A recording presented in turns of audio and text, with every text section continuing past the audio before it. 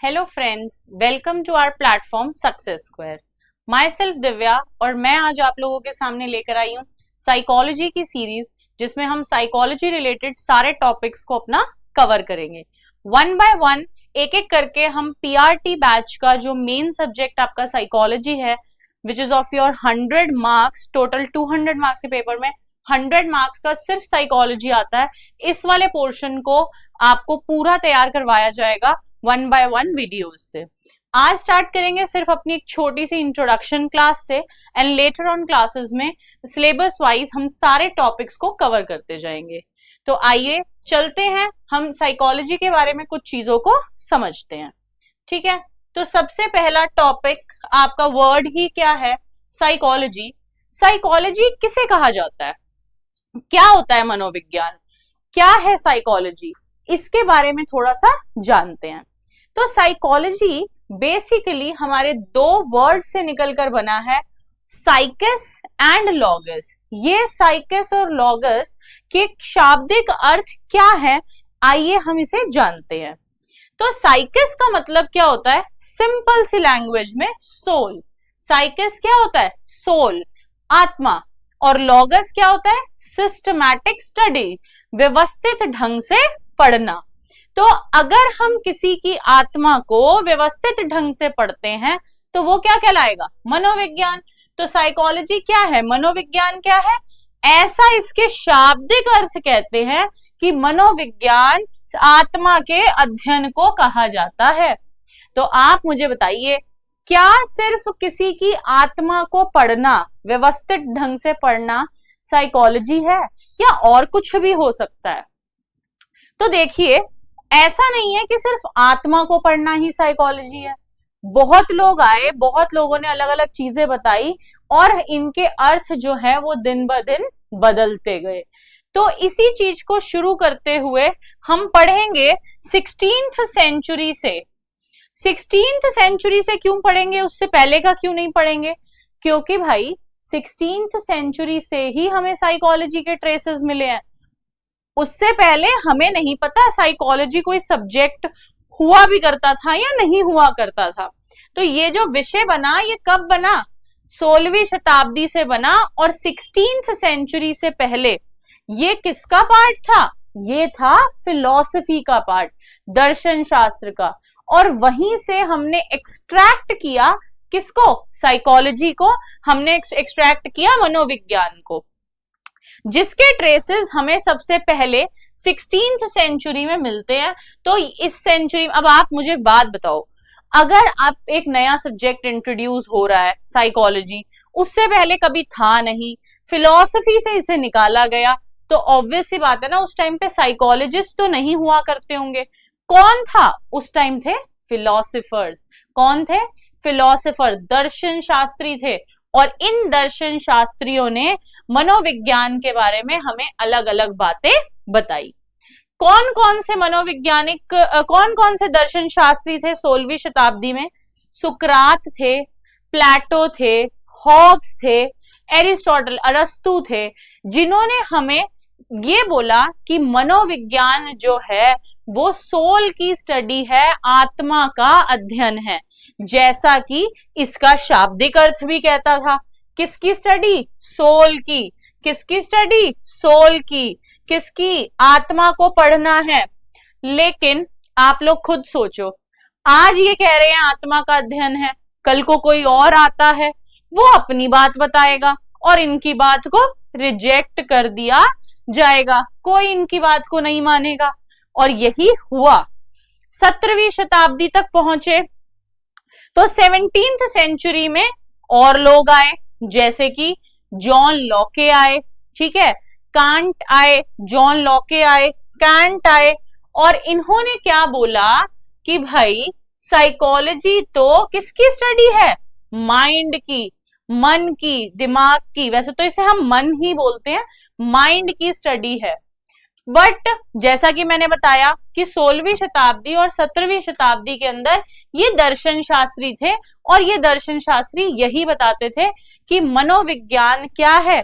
आत्मा का अध्ययन। इन्होंने बताया मनोविज्ञान क्या है? मन का अध्ययन, माइंड की स्टडी। बट जैसे जैसे टाइम बीतता जाता है चीजें बदलती रहती हैं और यही होता है। और मैंने क्या बताया, ये फिलोसोफर थे, दर्शन शास्त्री, तो इन्होंने सिर्फ अपनी थ्योरीज दी थी और हमने इनकी बातें मानी थी। तो 16th century plus 17th century में कोई भी एक्सपेरिमेंट नहीं हुआ था, कोई एक्सपेरिमेंट नहीं हुआ था। तो इस टाइम पीरियड को कहा जाता है पूर्व प्रायोगिक काल, प्री एक्सपेरिमेंटल एरा, मतलब कि एक्सपेरिमेंट से पहले वाला युग। ठीक है, तो इसे प्री एक्सपेरिमेंटल एरा कहा जाता है, एक्सपेरिमेंट से पहले वाला काल। मतलब तो यही हो गया कि अब 18th सेंचुरी से क्या शुरू हो गए होंगे, एक्सपेरिमेंट। बिल्कुल ठीक है। तो अभी तक हमने 2 सेंचुरी पढ़ी, 16th and 17th। 16th century के फिलोसोफर्स कहते हैं कि ये तो स्टडी ऑफ सोल है, लेकिन 17th सेंचुरी के जॉन लॉक और कैंट कहते हैं नहीं नहीं, ये तो स्टडी ऑफ सोल नहीं, ये तो स्टडी ऑफ माइंड है, मन का अध्ययन है। अब बात आती है 18th सेंचुरी की। 18th सेंचुरी में हमारे पास 18th और 19th को हम साथ साथ ही पढ़ेंगे, ये दोनों सेंचुरीज में सेम चीजें चलती गई थी। 18th सेंचुरी में हमारे पास 2 लोग आते हैं जिनका नाम है विलियम वुंड और विलियम जेम्स। क्या नाम है, विलियम वुंड और विलियम जेम्स। विलियम वुंड जो थे, इन्होंने सबसे पहले लैब बनाई और लैब बना करके उसमें प्रयोग करना, एक्सपेरिमेंट करना शुरू करा। विलियम वुंड जो थे ये जर्मनी के रहने वाले थे। इन्होंने जर्मनी की लिप्जिंग विश्वविद्यालय के अंदर, लिप्जिंग यूनिवर्सिटी के अंदर, लिप्जिंग शहर में और एक लैब बनाई जो कि कहां थी, लिप्जिंग यूनिवर्सिटी के अंदर। आज इस लिप्जिंग यूनिवर्सिटी का नाम चेंज हो चुका है और इसका नाम हो गया है कार्ल मार्क्स यूनिवर्सिटी। और वहां पर इन्होंने कुछ एक्सपेरिमेंट करना शुरू करा। कैसे एक्सपेरिमेंट किया, किन मेथड्स का यूज किया, लाइक इंट्रोस्पेक्शन का जैसे इन्होंने यूज किया था, लेकिन इनके बारे में हम और डिटेल में लेटर ऑन क्लासेस में पढ़ेंगे। As I already told you, this is your introduction class, तो हम थोड़ी सी बस चीजों के को जानेंगे आज, धीरे धीरे हम टॉपिक की तरफ मूव करेंगे एक एक करके। तो इन्होंने सबसे पहली लैब बनाई, कहां पर बनाई, लिप्जिंग यूनिवर्सिटी जर्मनी में बनाई। आज उसका नाम क्या है, लिप्जिंग यूनिवर्सिटी का नाम क्या है, कार्ल मार्क्स यूनिवर्सिटी। इन्होंने सबसे पहले एक्सपेरिमेंट करने शुरू करे, इन्होंने सबसे पहले एक्सपेरिमेंट करने शुरू करे, इसीलिए इन्हें फादर ऑफ एक्सपेरिमेंटल साइकोलॉजी, प्रायोगिक मनोविज्ञान के जनक के नाम से जाना जाता है। क्लियर है यहां तक, प्रायोगिक मनोविज्ञान के जनक के नाम से इनको जाना जाता है, क्योंकि इन्होंने सबसे पहले प्रयोग करना शुरू करा। ठीक है जी। अब इन्होंने कहा क्या, इन्होंने बात करी थी कि ये तो स्टडी ऑफ कॉन्शियसनेस, सबकॉन्शियसनेस है। ये क्या होता है, अभी आज की वीडियो में इसे लेटर ऑन हम डिस्कस करेंगे कि ये सब चीजें क्या होती हैं। अब दूसरे पर्सन की बात कर ले जरा, जिनके बारे में मैंने डिस्कस किया, विलियम जेम्स। विलियम जेम्स ने सेकंड लैब बनाई। कौन सी, सेकंड, क्योंकि फर्स्ट तो कौन बना चुके हैं, विलियम वुंड। सेकंड किसने बनाई, विलियम जेम्स। कहां बनाई, यूएसए में, यूएसए के मैनचेस्टर में इन्होंने सेकंड लैब बनाई। और ऐसा भी क्वेश्चन आता है कि ये यूएसए की कौन सी लैब थी, भाई यूएसए की तो फर्स्ट थी, वर्ल्ड की सेकंड थी। बट इनके एक्सपेरिमेंट करने का तरीका विलियम वुंड से थोड़ा सा अलग था, थोड़ा सा मॉडर्न था, तो इसलिए इनको फादर ऑफ मॉडर्न साइकोलॉजी, आधुनिक मनोविज्ञान के जनक के नाम से जाना जाता है। क्लियर है यहां तक। तो क्या क्या पढ़ा, 16th century, 17th century, 18th 19th century. 16th century में सुकरात, अरस्तु, प्लेटो, हॉब्स, और क्या बोला, स्टडी ऑफ सोल, आत्मा का अध्ययन। फिर नेक्स्ट 17th सेंचुरी में जॉन लॉक, कैंट, क्या बोला उन्होंने, स्टडी ऑफ माइंड, मन का अध्ययन। फिर William James and William wound.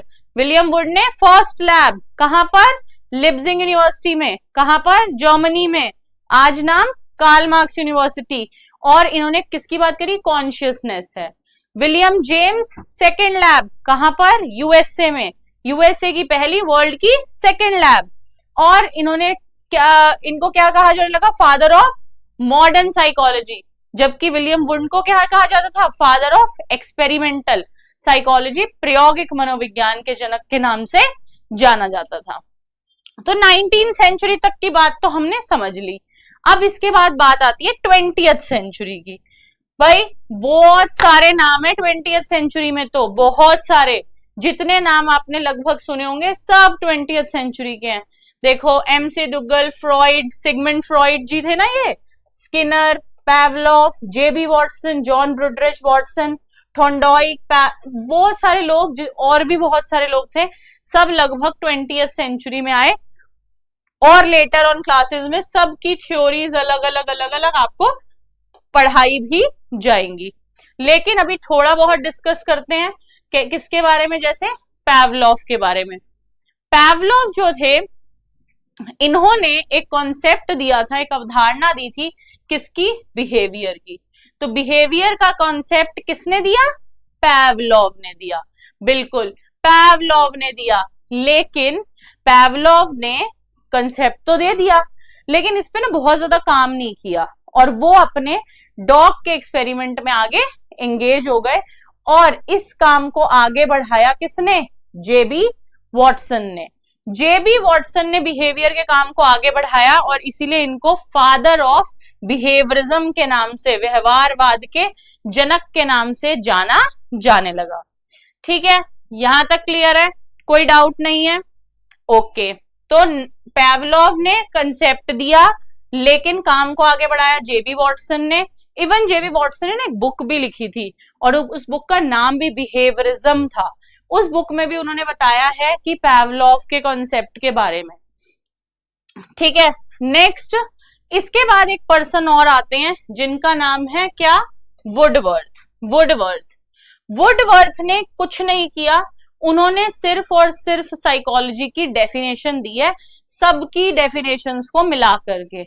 उन्होंने क्या कहा, साइकोलॉजी अब अपनी सोल को खो चुका है, साइकोलॉजी अब अपने माइंड को खो चुका है, साइकोलॉजी कॉन्शियसनेस, सबकॉन्शियसनेस को खो चुका है। ये तो व्यवहार का छोटा सा भाग है।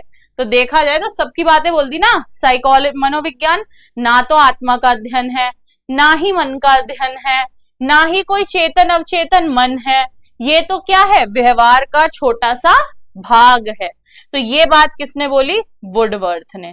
तो काफी सारे नेम हमने पढ़ लिए, 16th century, 17th century, 18th 19th century and 20th century, जिसमें से 20th सेंचुरी में दो चीजें इंपॉर्टेंट थी। बिहेवियर के कॉन्सेप्ट, अवधारणा किसने दी, पैवलोव। लेकिन इस काम को आगे किसने बढ़ाया, JB वॉटसन। ठीक है, और डेफिनेशन किसने दी, वुडवर्थ। ठीक है, चले अब हम अपने नेक्स्ट टॉपिक पे चलिए। एक बिल्कुल छोटा सा टॉपिक, लर्निंग। वैसे तो टॉपिक बहुत बड़ा है, लेकिन यहाँ हम थोड़ा सा इंट्रोडक्शन पार्ट पढ़ेंगे कि अधिगम क्या होता है, लर्निंग किसे कहते हैं, what do you mean by learning. Learning क्या है, अधिगम क्या है। तो अधिगम क्या है, इसके बारे में अगर मैं आपको बताऊं तो आप थोड़ा बहुत क्या जानते हैं। अगर मैं पूछूं आपसे तो आप बोल देंगे सीखना है। क्या सीखना है, तो इसमें आप ध्यान दीजिएगा, हम लोगों के दो बिहेवियर होते हैं। क्या होते हैं, दो बिहेवियर होते हैं।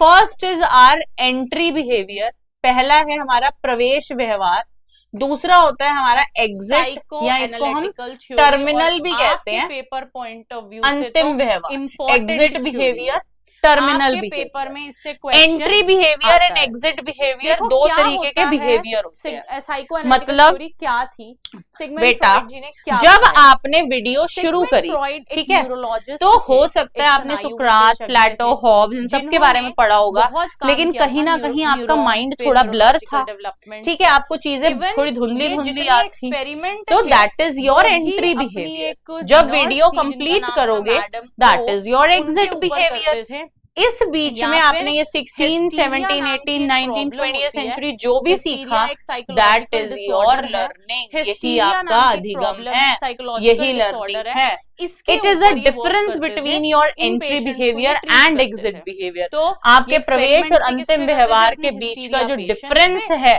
उसी को क्या कहा गया है? अधिगम। उसी को क्या कहा गया है? लर्निंग। तो this is the difference between entry behaviour and your exit means terminal behaviour. हमें पर्सनालिटी क्लियर है यहाँ तक? चलिए, तो इसी के अंदर लर्निंग में ही हम एक चीज और समझते हैं। किसने दिया? मैं आपसे पूछूं कि बेटा एयर पॉल्यूशन क्या होता है? आप सब मुझे पक्का पता है कुछ ना कुछ तो इसके बारे में जानते हो और मुझे बता भी दोगे, लेकिन अगर मैं पूछूं एग्जैक्ट बताओ जो कभी किताब में पढ़ा था, कभी 4th में पढ़ा होगा, 5th में पढ़ा होगा, पहले तो यही याद नहीं है कौन सी क्लास में पढ़ा था। तो इन्होंने और एग्जैक्ट कैसे बताओगे कौन सी गैस कितनी किस किस चीज से, तो वो नहीं बता सकते आप। जैसे इसके लिए 3 कॉन्सेप्ट आते हैं और जिसके बेसिस पे क्वेश्चन भी काफी मोल्ड होते हैं। पहला है और एक चेंज इन बिहेवियर, जिसे हम चेंज इन बिहेवियर। सेकंड है 3 कॉन्सेप्ट हमें दिए किसने? परमानेंट फ्रॉइड ने, और सिगमंड फ्रॉइड हमें चेंज इन बिहेवियर इस अपनी साइको एनालिटिकल। तीसरा है, पहले हम थोड़ा रिलेटिवली समझ लेते हैं अपने एक परमानेंट एग्जाम्पल से, समझ लो। चलो एग्जाम्पल से, चेंज इन बिहेवियर।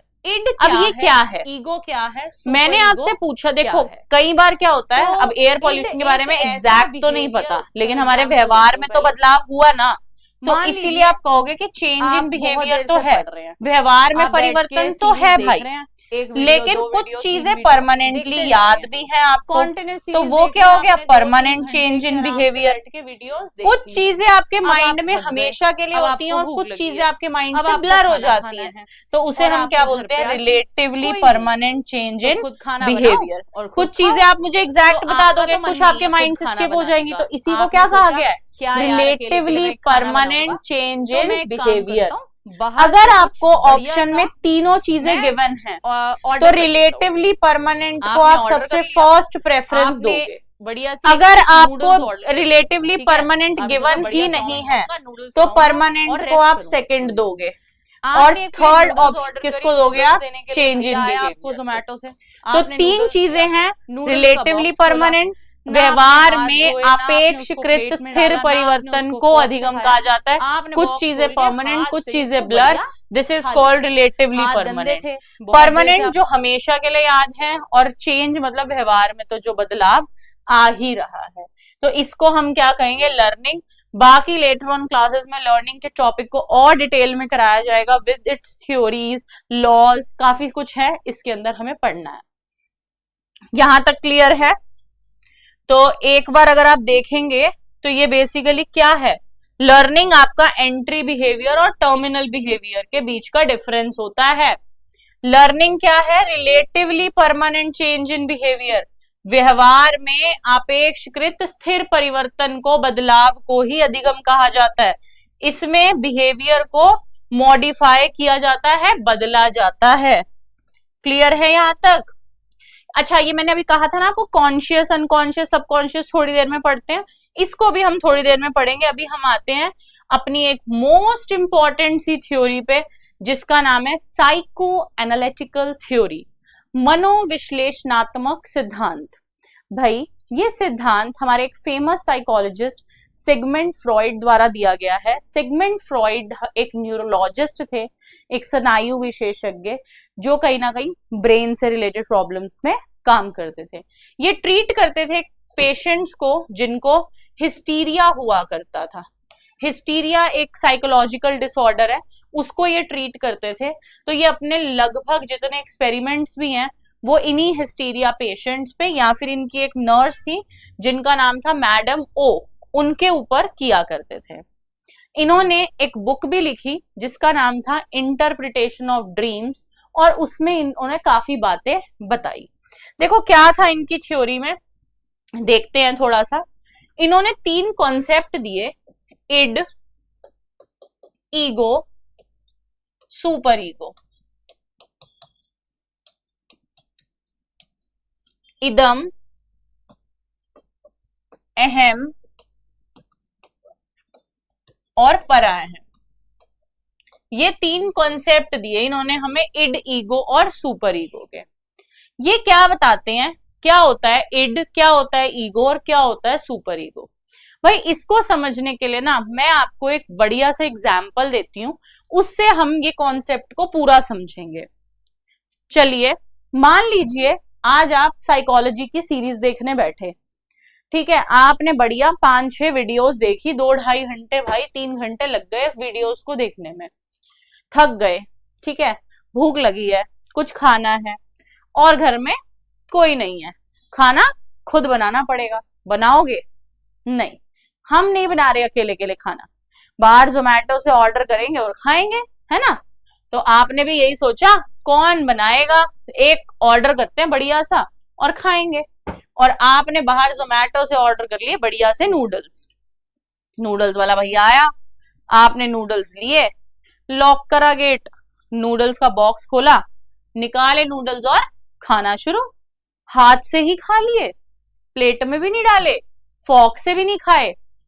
पर हमें आइडली ऐसा नहीं करना चाहिए था, पर हम ऐसे बहुत सारे काम करते हैं जो हमें पता है हमारे एथिक्स के खिलाफ है, हमारे मॉरल्स के खिलाफ है, लेकिन हम करते हैं क्योंकि यहाँ हमारी उस समय की नीड, उस समय की वांट पूरी हो रही है, वो नूडल्स खा के बड़ी अच्छी सेटिस्फैक्शन हुई है, ठीक है।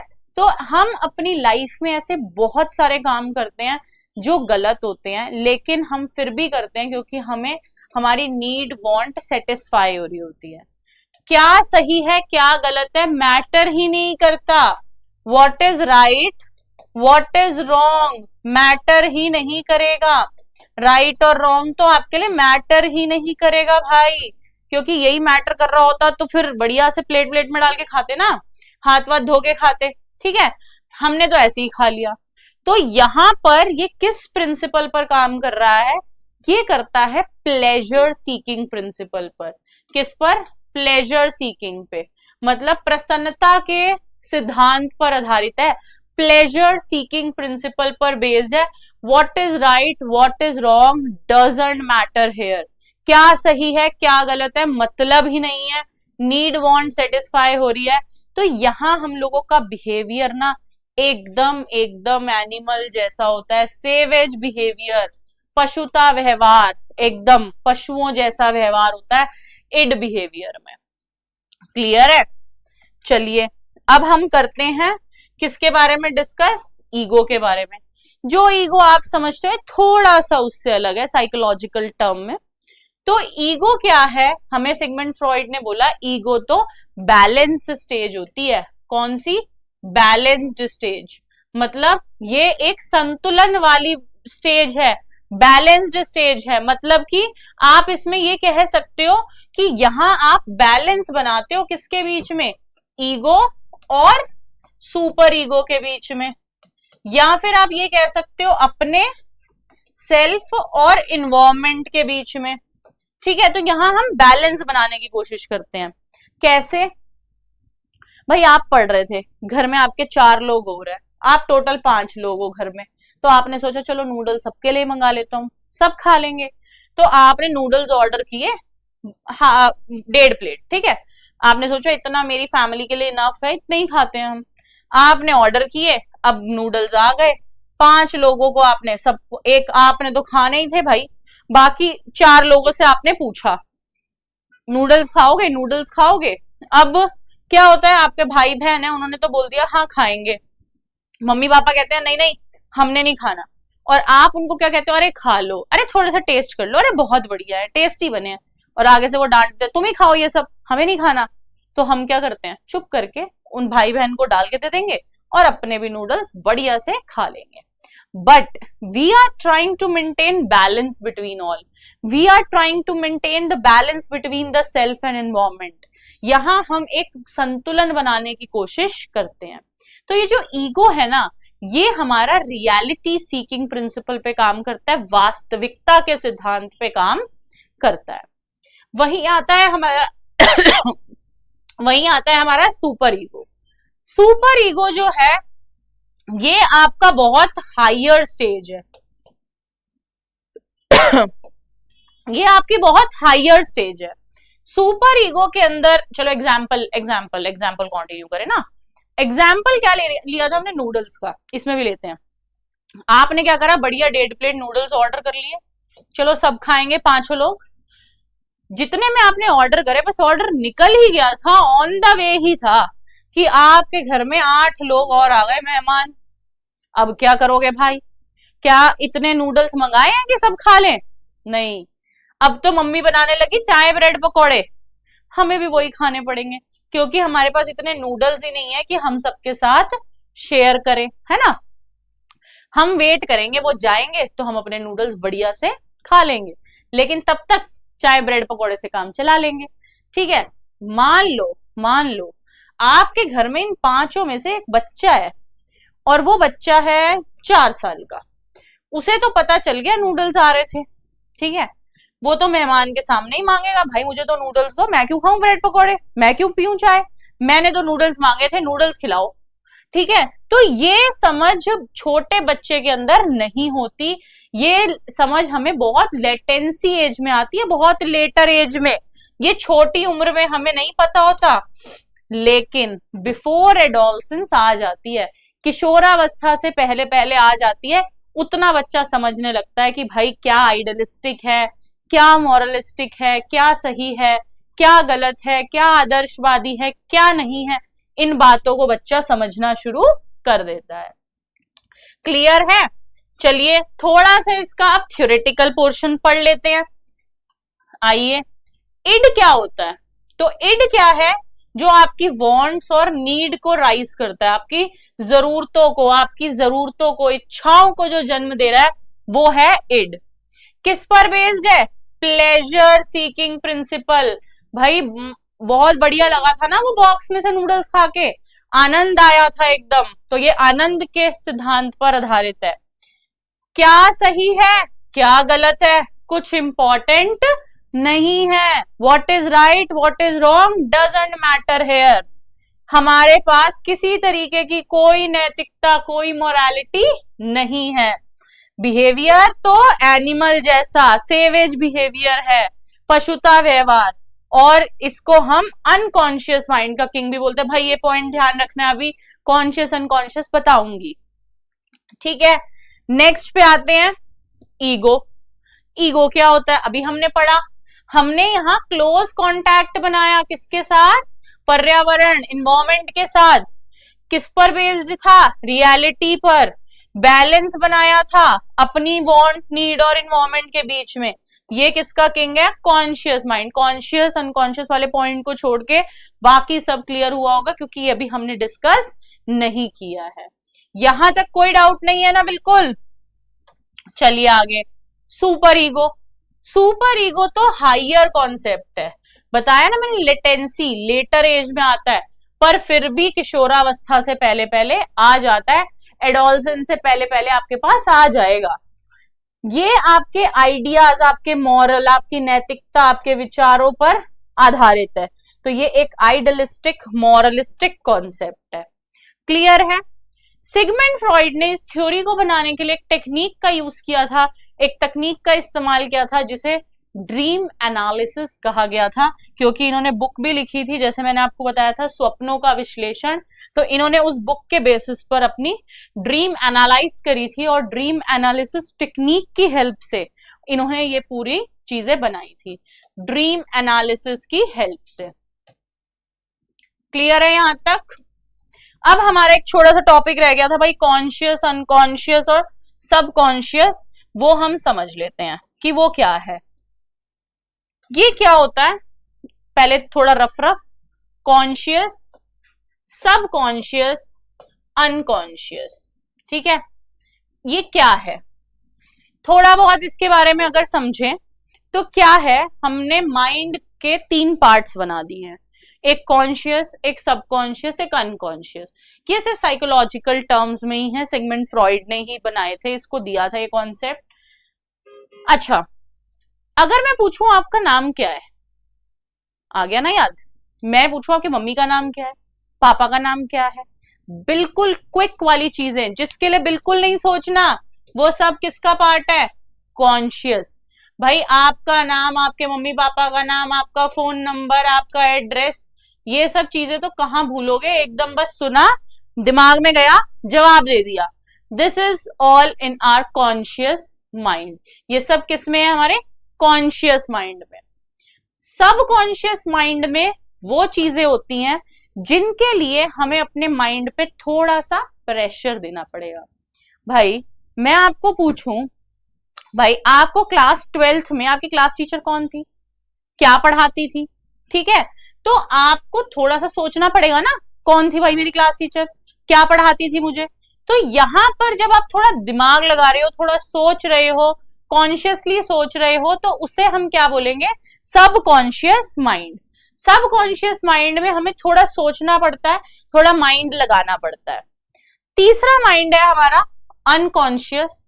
अनकॉन्शियस माइंड में वो सारी चीजें आती हैं जो हम बिल्कुल भूल चुके हैं, हमें बिल्कुल याद ही नहीं है, या फिर हमारी सारी रिप्रेस्ड फीलिंग, सभी दमित भावनाएं, लव, हेट, एंगर इश्यूज, ये सब चीजें किस में आएंगी? अनकॉन्शियस। क्योंकि देखो भाई, ये तो माइंड का बहुत ही छोटा सा पार्ट है, हमें ऐसी चीजें तो बहुत कम याद है, ठीक है ना, हमारा नाम, फोन नंबर, जो हम नींदों में भी बता दें, वो सब है ये, ठीक है। जिसके लिए हमें थोड़ा जागना पड़ेगा, थोड़ा सोचना पड़ेगा, बस सुनना पड़ेगा, प्रोसेसिंग करनी पड़ेगी माइंड में, फिर बताएंगे, वो सब सबकॉन्शियस का पार्ट है। और अनकॉन्शियस, जिसमें सब भूल चुके हो वो सब, या हमारी सारी फीलिंग्स, वो इसमें आती हैं। देखेंगे एक बार। तो सबसे पहले हमारा कॉन्शियस माइंड, ये आपके इमीडिएट फैक्ट्स एंड इंफॉर्मेशन पर बेस्ड है, जो आपको एकदम पता है, एकदम सुनना है और जवाब देना है, सिर्फ रिकॉल करना है, रिकॉग्नाइज करना है, आपके दिमाग में सब कुछ प्रेजेंट है। माइंड जो है यहाँ पर सब कुछ जानता है, कुछ भी ऐसा नहीं है जो वो नहीं जानता, जैसे कि आपका नाम, आपका एड्रेस। क्लियर? नेक्स्ट है आपका सबकॉन्शियस माइंड। यहां पर आपको थोड़े से एफर्ट्स लगाने पड़ेंगे, थोड़े से प्रयास लगाने पड़ेंगे, तभी समझ पाओगे। जैसे कि आप किसी का नाम भूल गए, अपने क्लास टीचर का ना, याद आ जाएगा, अभी नहीं आएगा तो शाम को, शाम को नहीं आएगा तो कल, कल नहीं तो रात को, कभी ना कभी तो 2 4 5 दिन, 10 दिन, 15 दिन में नाम याद आएगा, and then you will realise कि मैम ने क्या पूछा था। ठीक है। Next is your unconscious.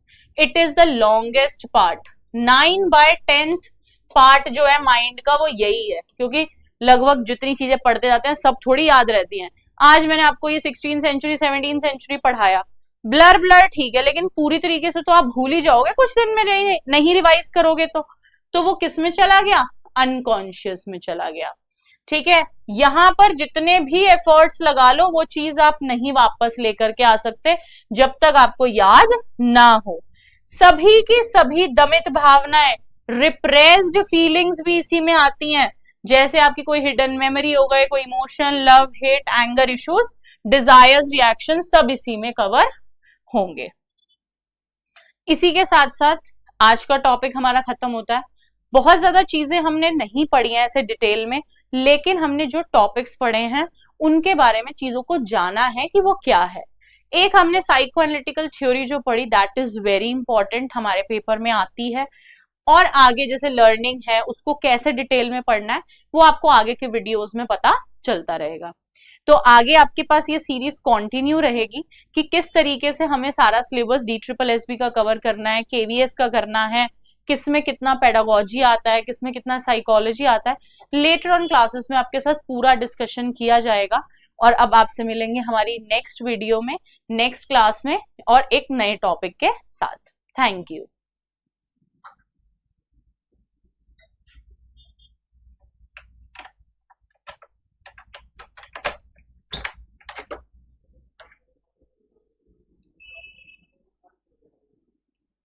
Sir recording stop कर दो।